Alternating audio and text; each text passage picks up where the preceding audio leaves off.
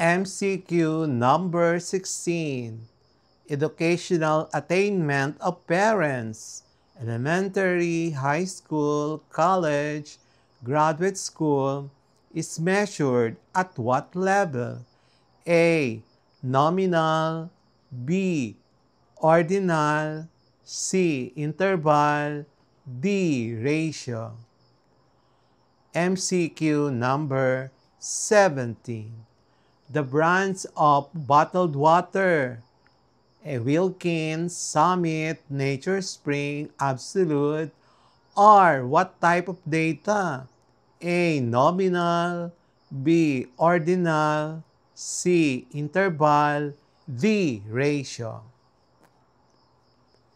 MCQ number 18. The ages of participants in a survey are classified under which level? A. Nominal. B. Ordinal. C. Interval. D. Ratio. MCQ number 19. The years when Philippine presidents were elected: 1992, 1998, 2004, etc. are measured at what level? A. Nominal. B. Ordinal. C. Interval. D. Ratio. MCQ number 20. The position of runners in a marathon, first, second, third, ellipsis, is an example of what level of measurement? A. Nominal. B. Ordinal. C. Interval.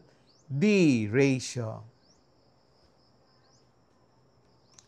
Okay, so our answer key for our Quarter 2 Data and Probability Lesson 15, classifying data by levels of measurement in statistics, is as follows.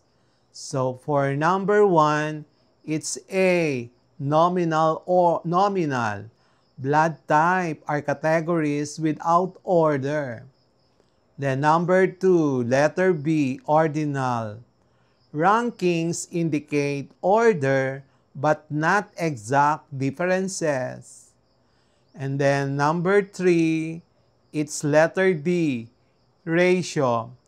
Heights have a true zero and allow comparisons. So number 4, C, interval. Temperature in Celsius has equal intervals but no true zero. Number 5, A, nominal. Civil status is categorical without order. Number 6, A, nominal. Favorite subject is categorical without order.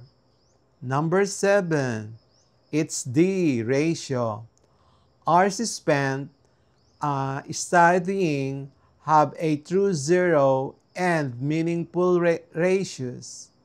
Number 8, C, interval. IQ scores have equal intervals and no true zero. Number 9, it's letter C, interval. Calendar years have equal intervals but zero is arbitrary. So number 10, B, ordinal. Movie ratings indicate order but intervals are not exact.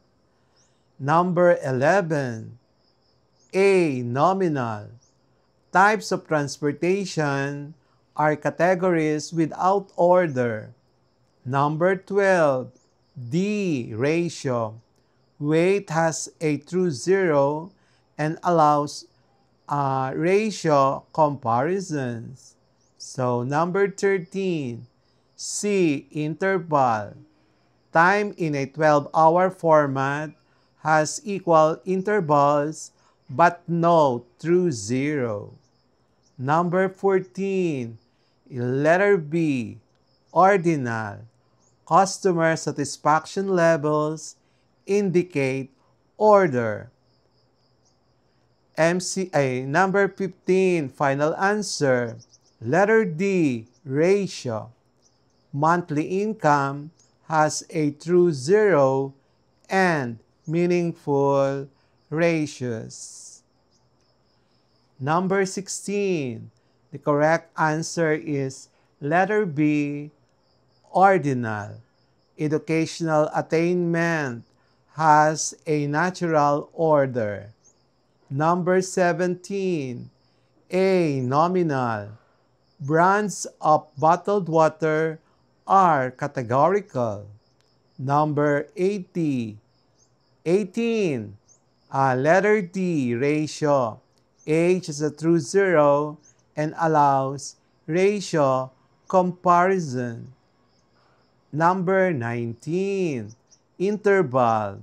Years elected have equal intervals. 0 is arbitrary. Number 20, B, ordinal. Position in a marathon shows ranking order.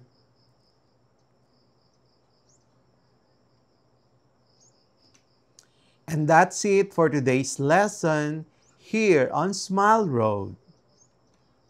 If you learned something new today, don't forget to hit that like button and share this video with your classmates. And make sure to subscribe and tap the notification bell so you'll be the first to know when a new lesson drops. This is Sir M, reminding you that learning doesn't stop after the bell rings.